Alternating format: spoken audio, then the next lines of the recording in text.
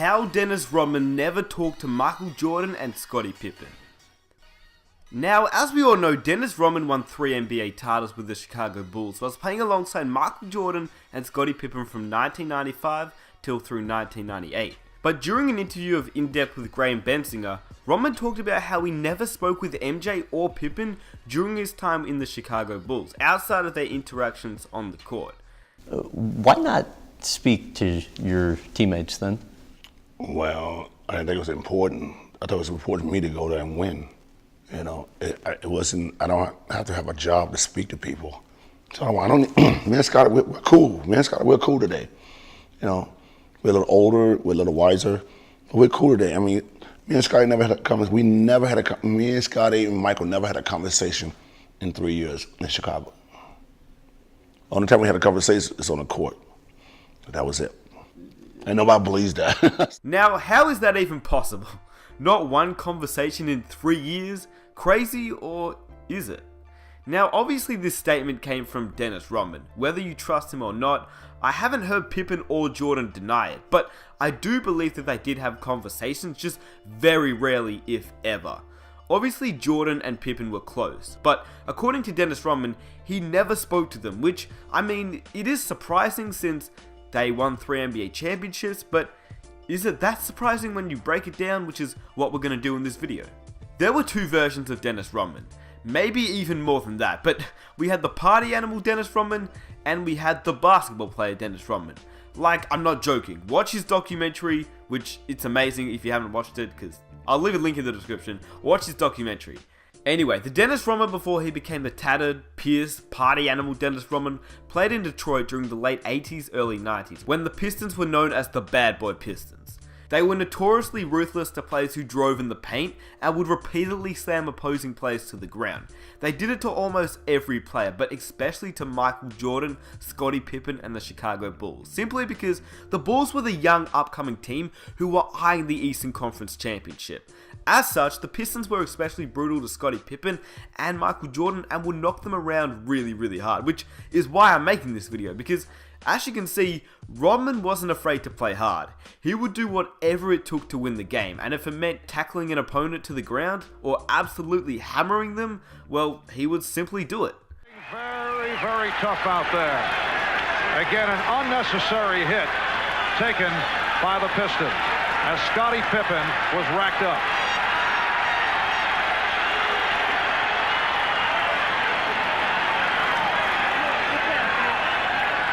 Again, I think that's what Phil is talking about.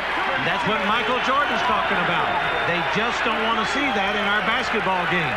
He already had the guy beat to the basket, and then there was a real hard foul, a great backdoor play that the Bulls love to run, and they really let the guy have it, and then Rodman did push him.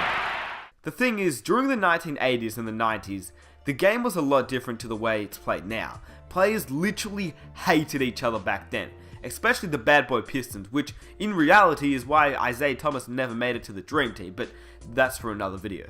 Anyway, as we all know, Jordan, Pippen and their coach Phil Jackson were all about winning. That was the only thing they cared about, and in good reason.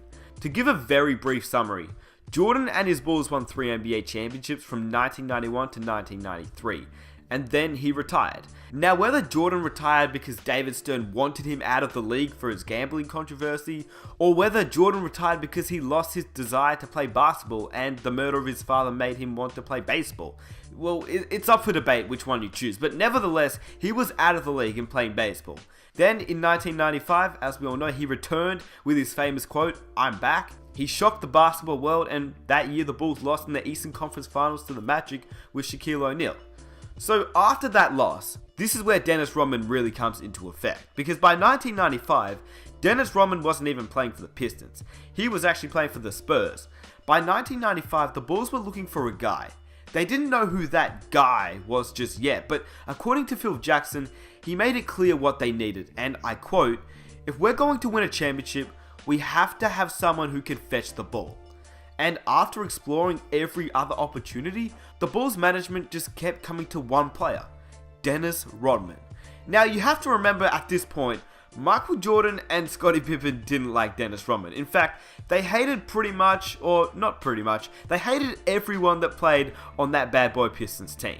The thing was, Dennis Rodman was literally the perfect guy for the Chicago Bulls. He was exactly what they wanted, and he hated playing in San Antonio, which he wanted out.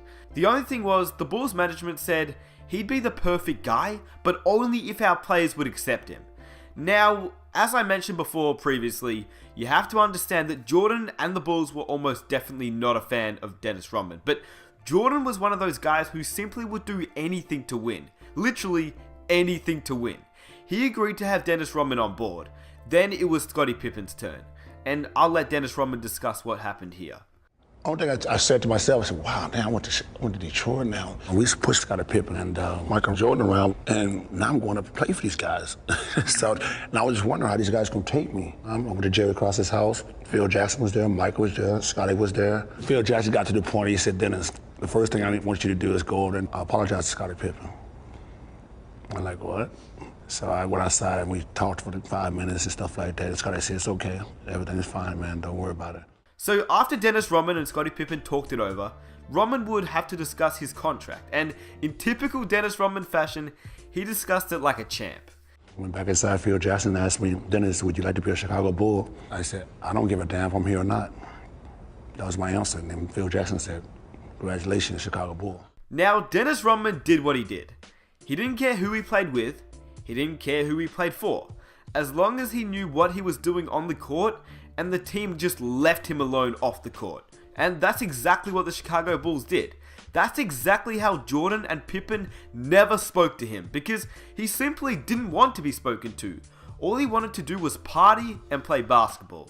Jordan didn't care, Pippen didn't care, and Phil Jackson didn't care. Now, the reason why they didn't care was because Dennis Rodman just did his thing on the court. Dennis Rodman, while not disrupting the offense, did what he was asked to do. Rebound on both ends of the court, play furious in your jersey defense, and take care of the dirty work, if you will. Now, Dennis Rodman, he would get 3 points, 20 rebounds, couple steals, a couple blocks. He just did what you wanted Dennis Rodman to do.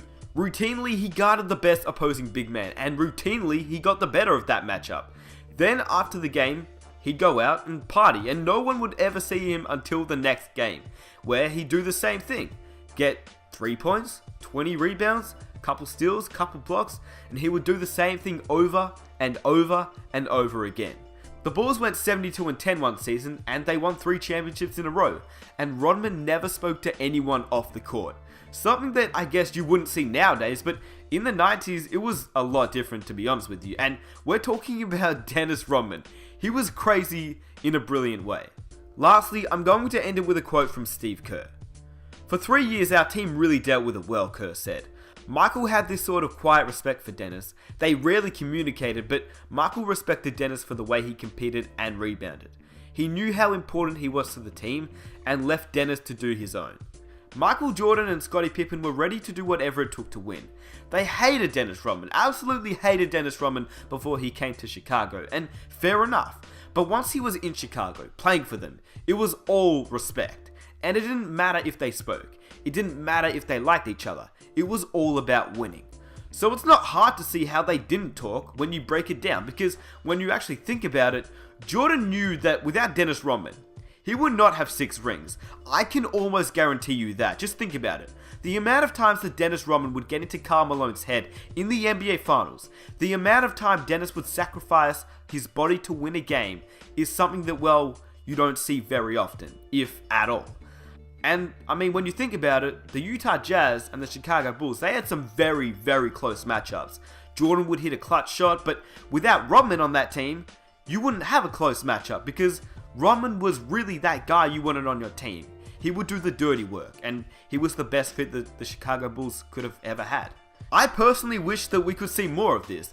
You don't have to like each other off the court, but once you're on the court, you best believe that the other player has your back, just like Rodman did for Pippen and Jordan, and vice versa. They didn't have to talk off the court because they weren't friends, but on the court it was different.